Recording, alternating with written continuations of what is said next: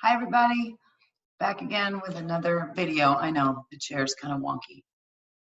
This is my new virtual living room because after staying inside for this long or staying home, kind of want to redecorate, but stores aren't open, so I can't. Anyway, what I wanted to talk about today was this issue of forbearance. There's so much out there about forbearance and what it is and what it isn't, and I just wanted to give you the three things to watch out for. So forbearance, what it is, to start, is where you call your servicer, which you should do, and tell them, hey, I can't pay my mortgage this month. And then they'll say, well, there's a whole bunch of options, but here, sign here and we'll figure it out later. That's some servicers don't do that.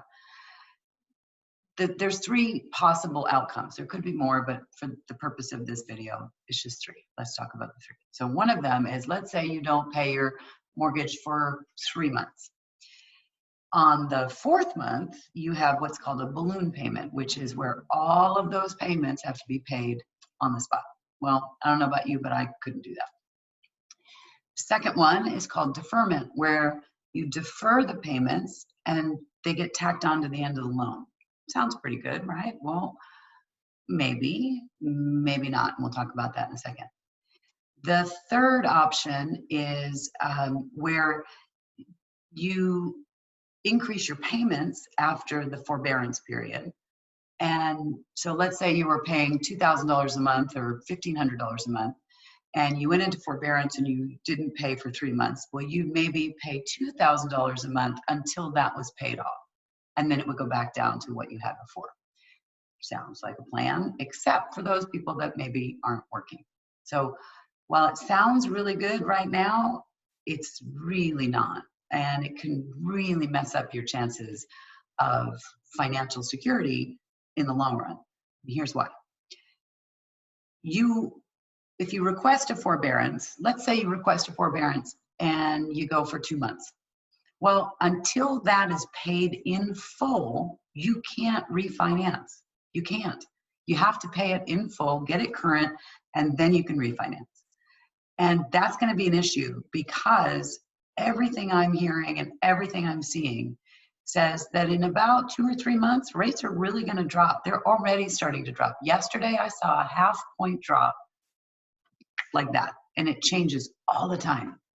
So I really, really want to extend my deepest compassion for people who really are not working, don't have savings, and truly forbearance is the only option. And for that, absolutely, I think it's the only option. But I've heard of other people that have some savings in the bank or maybe some equity in their house, or they're still working and they're looking for forbearance. And to those people, I say, be very, very, very careful. Because if you don't need it, don't use it. Please understand what it will do in the long run.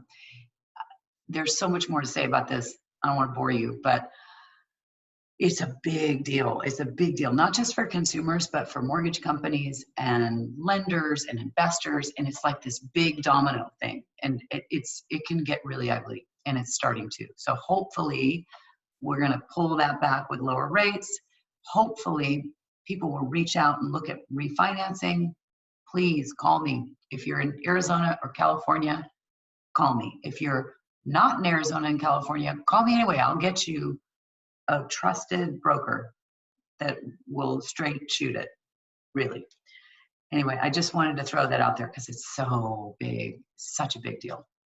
If you have any questions at all, let me know. Please stay safe, stay healthy, be kind to each other, and hang in there, because I have a weird feeling this is almost over. Like not maybe weeks, but maybe a month, 2, 3, maybe. But things are going to get better really soon. So take care, everybody. Mwah.